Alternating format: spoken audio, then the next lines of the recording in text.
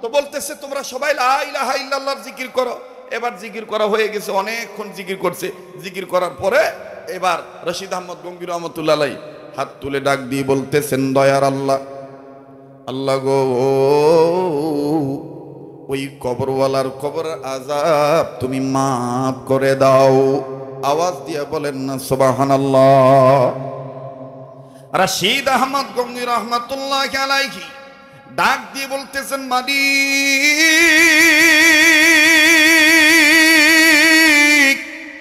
ওগো আমার দয়ার আল্লাহ, তুমি দয়া করে কবরওয়ালার কবর আযাব মাফ করে দাও। উপস্থিত হাজরানে মজলিসে যত উলামায়ে কেরাম ছিলেন, সমস্ত উলামায়ে কেরাম ডাক দিয়ে বলতেছেন, আল্লাহুম্মা আমিন। ওগো আল্লাহ, তুমি আমিন তোমার দরবারে বলতেছি।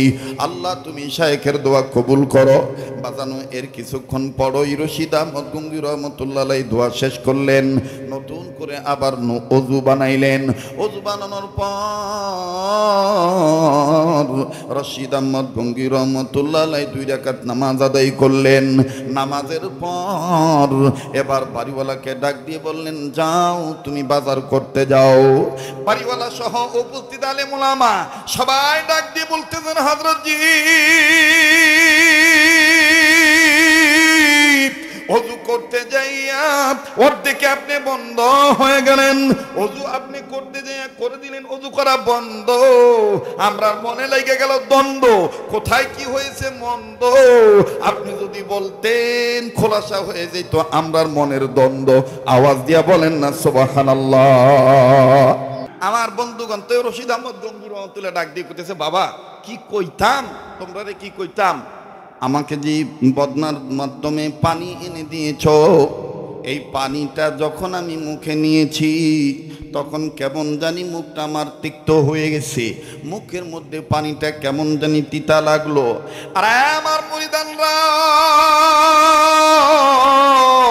আমি আমার কাশফর দিকে চিন্তা করলাম, আমি আমার দিলের চোখ দিয়া তাকাইলাম, আল্লাহকে ডাক দিয়ে বললাম, আল্লাহ আপনি বলেন তো দেখি কি হয়েছে, আপনি আমাকে একটু বইলা দেন।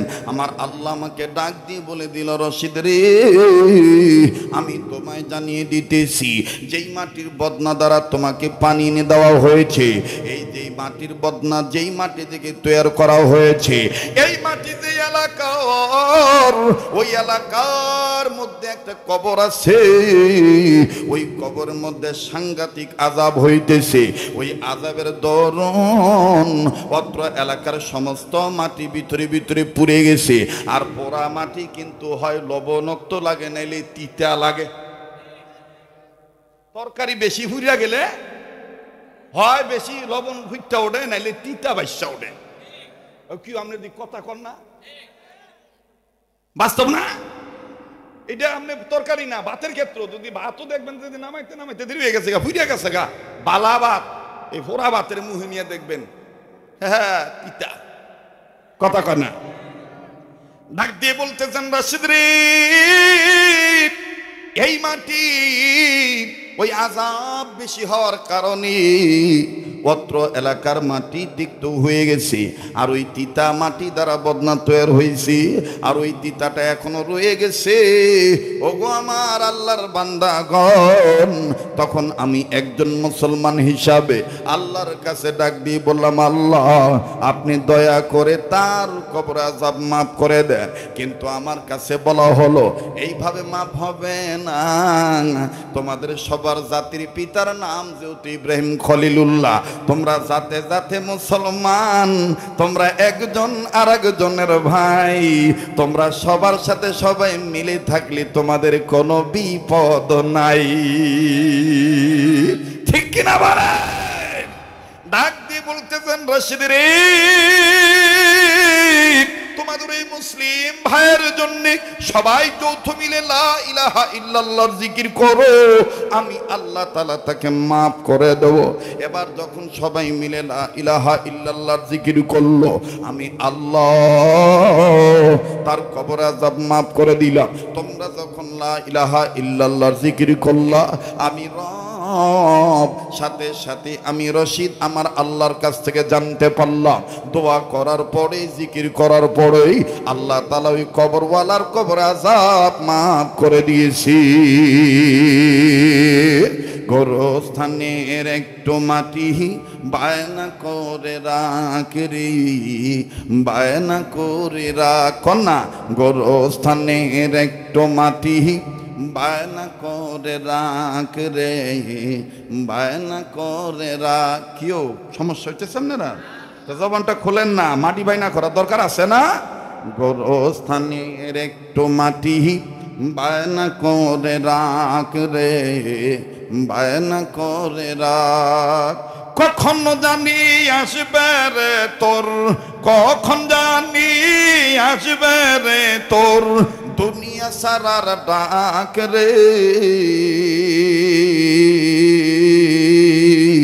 গোরস্থানের একটু মাটি বায়না করে রাখ রে, বায়না করে। মাটির খাঁচায় প্রাণের ময়না চিরদিন তো আপন রয় না, ঠিক কিনা? মাটির খাঁচায় প্রাণের ময়না চিরদিন তো আপন রয় না। খাঁচা ভেঙে পালিয়ে যাবে, খাঁচা ভেঙে পালিয়ে যাবে হইলে আল্লাহর ডাক রে।